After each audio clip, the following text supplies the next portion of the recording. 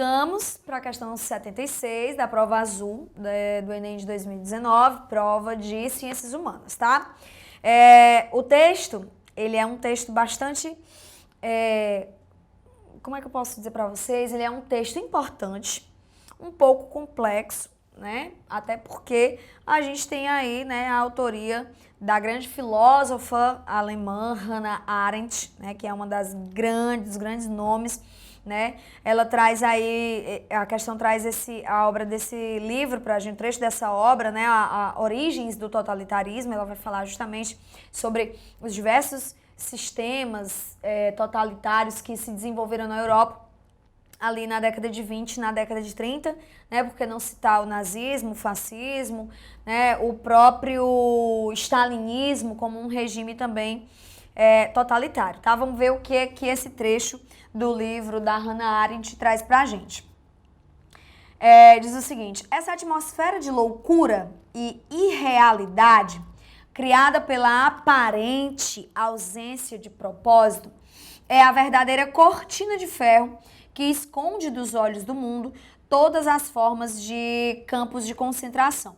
Aqui a Hannah Arendt ela não está falando especificamente dos campos de concentração em si, né? Daqueles locais horrendos onde judeus, comunistas, ciganos, pessoas que não se encaixavam no ideal da raça ariana, né? O que o nazismo ou o fascismo exigiam, essas pessoas eram mandadas. Quando ela diz que essa atmosfera de loucura e realidade, ela foi a verdadeira cortina de ferro, porque praticamente não se acreditava que existia, né? Ela diz que essa aparente ausência, ou seja, aparente inexistência desses lugares, era justamente o que escondia, né, aquela face horrenda dos campos de concentração.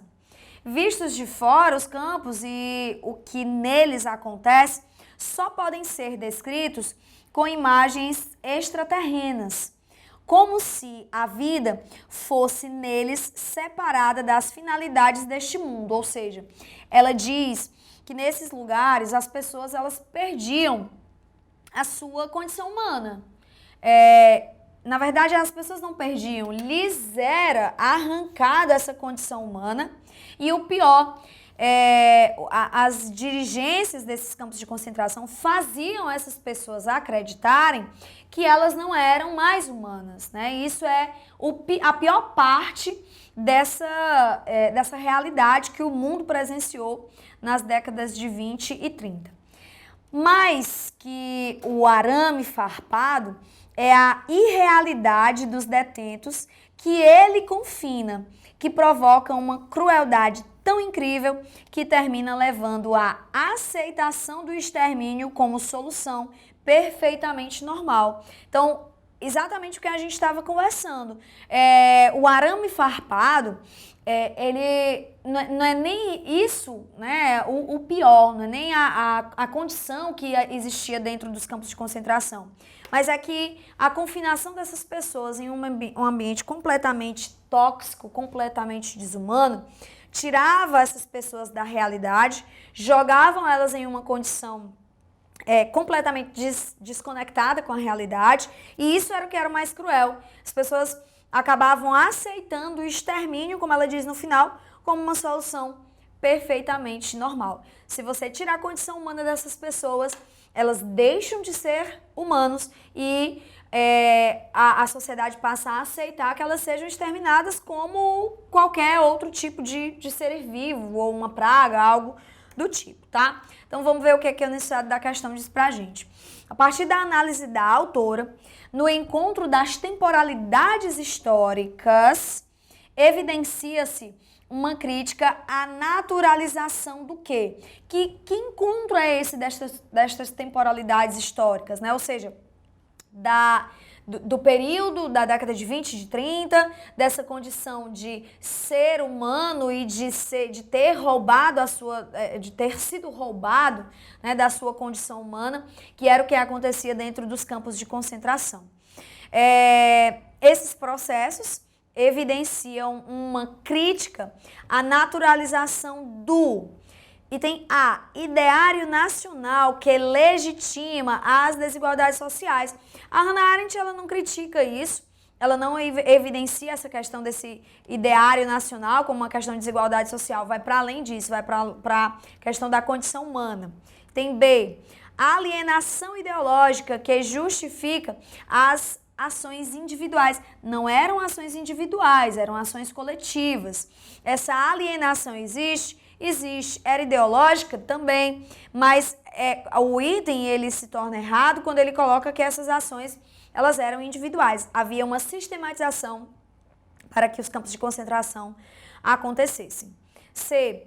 Cosmologia religiosa que sustenta as tradições hierárquicas. Não existe, isso não era uma tradição hierárquica, não há essa ligação com essa cosmologia religiosa, com essa questão da necessidade de se justificar a partir de um caráter místico, digamos assim. D. Segregação humana, que fundamenta os projetos biopolíticos, né?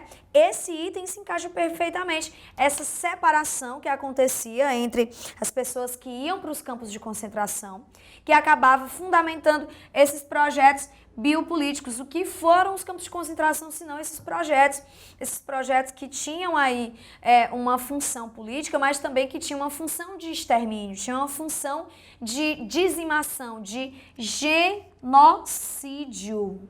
tá? Que é essa matança, essa eliminação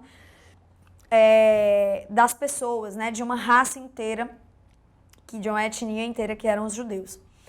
Por fim, o item é enquadramento cultural que favorece os comportamentos punitivos, né? Enquadramento cultural não fica muito vago, é um item que não casa muito bem, né? Nós já temos aí o nosso gabarito da questão, que é o gabarito D de dado, tá?